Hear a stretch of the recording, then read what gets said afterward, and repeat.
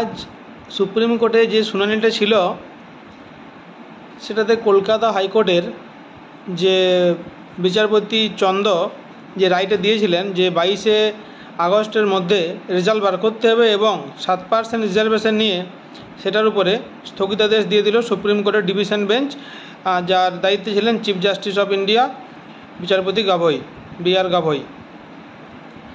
তো এরপরে শুনানি আজ শোনা যাচ্ছে যে আজকের মধ্যেই জয়েন্ট এন্ট্রান্সের যে ফল সেটা বের হবে। তো এখনও বের হয়নি, ফল প্রকাশিত হয়নি। তো আপনারা কীভাবে ফল প্রকাশ চেক করবেন, wbjeeb.nic.in, আমি লেখাটা দিয়ে দিচ্ছি নিচে, আপনারা দেখে নিন। এই ওয়েবসাইটে গিয়ে আপনারা আপনাদের application number, date of birth এবং যেটা একটা নাম্বার আসবে ওটা দিয়ে পরে, মানে সিকিউরিটি কোড আর কি, ওটা দিয়ে পরে আপনারা চেক করবেন। আর এখন আপনাদের লাইভ অ্যান্সার কি দেখা যাচ্ছে আপনারা মিলিয়ে নিন। তারপরে আজকের মধ্যেই শোনা যাচ্ছে যে রেজাল্ট প্রকাশিত হবে।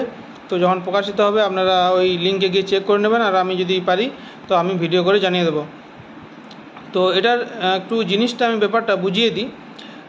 গত 7ই আগস্ট কলকাতায় বিচারপতি চন্দের নির্দেশে বলা হয়েছিল যে রেজাল্ট, যে ওবিসির যে কেসটা চলছিল আর কি, ওবিসি জট নিয়ে পরে যে 7% রিজার্ভেশন দিয়ে রেজাল্টটা বের করতে হবে। আর সরকার চাইছিল, আমাদের রাজ্য সরকার চাইছিল 17% রিজার্ভেশন।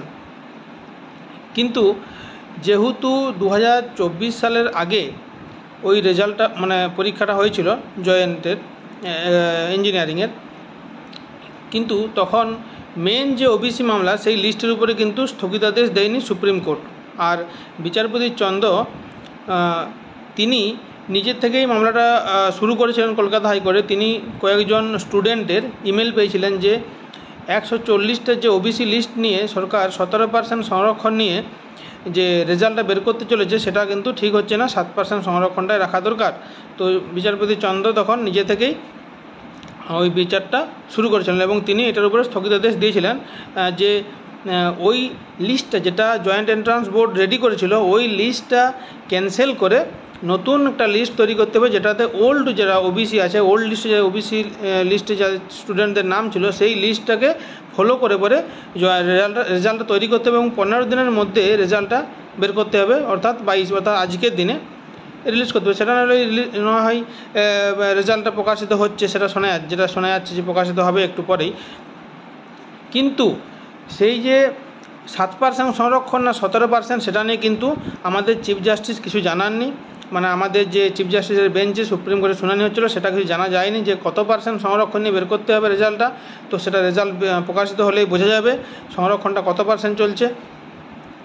এবং এটার নেক্সট শুনানি আছে পরের সোমবার, অর্থাৎ এটার শুনানি আছে আপনাদের 25শে আগস্ট। চিফ জাস্টিস বলেছেন সমস্ত ওবিসি কেসকে একসাথে যোগ করে পরে একটা শুনানি হবে।